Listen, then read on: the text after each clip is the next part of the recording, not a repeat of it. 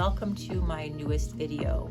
So in this video I've put together a little highlight reel of this painting called Bluebird of Happiness. And the reason why I'm going to show you this highlight reel is because this painting I think came out so beautiful. And when you see it when you see it from far away, and when I look at it really quickly, it looks super hyper realistic, but it's really not. And when I show you this video, I'm going to highlight some of the areas in the beginning of the painting to show you how I break down the process so that it's really easy, even for beginners. And I know that a lot of people say that, but when you see the highlights to this video, you're going to see the stages and the process. And I really focus on the process, and it's almost like following a recipe. So let's just jump into the video and you can see for yourself.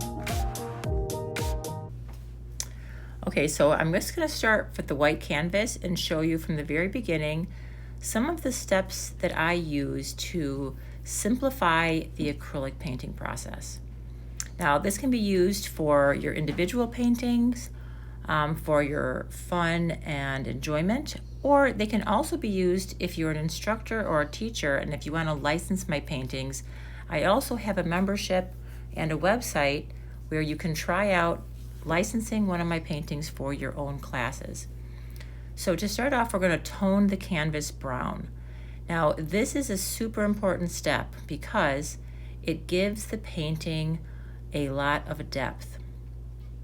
I know it seems like it'd be a dull color to add to a bright, cheerful painting like this, but since acrylic painting is more about the layers, then what this brown underpainting does is it gives a nice, deep, rich layer to the darker colors, so it helps you to get the canvas darker quicker.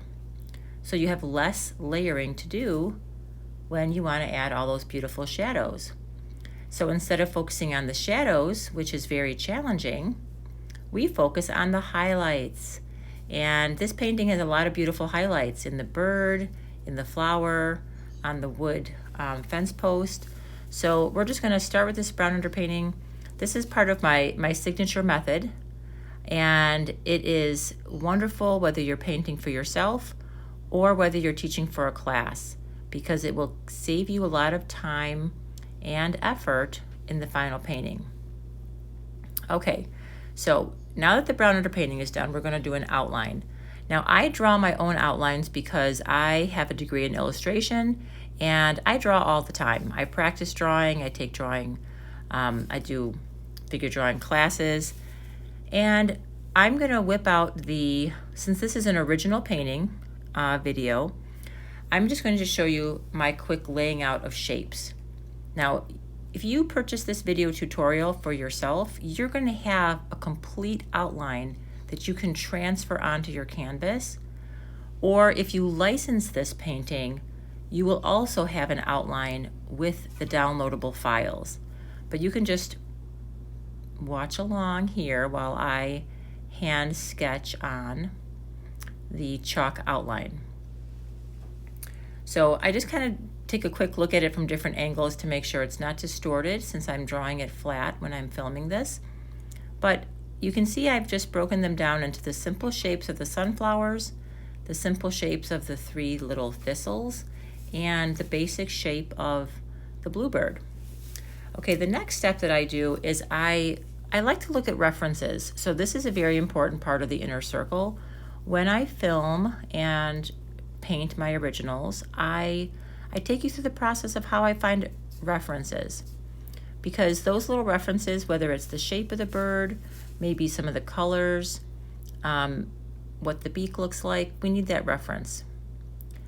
Okay, so here we are into the layering process of the flowers, and I basically teach it in a base coat, highlights, and shadows. So we fill in each area with a base coat color, and I'm going to be adding the highlights now to the yellow petals. And now I'm adding some more shadows in with a brown yellow mixture. So this is the second layer to our flowers, but we just add in the shadows or the deeper browns to the base of each petal, and I just pull it up towards the tip. Now, I don't worry about perfection. I don't worry about it being photorealistic. Once you do this one step to all the flowers, all the petals, you're going to have the shadows that you need to create depth. And then I come through with a little bit of light yellow again from the tip to the base and highlight the petals. Now, the bird is also broken down into basic shapes with base coat, shadows, and highlights. And here I'm adding in a couple of little shadows to the feathers. And then I also add in a few little highlights. Okay, so this is the final highlights to some of the flowers, where I'm going to take extra white and yellow and give it a little extra pop of brightness.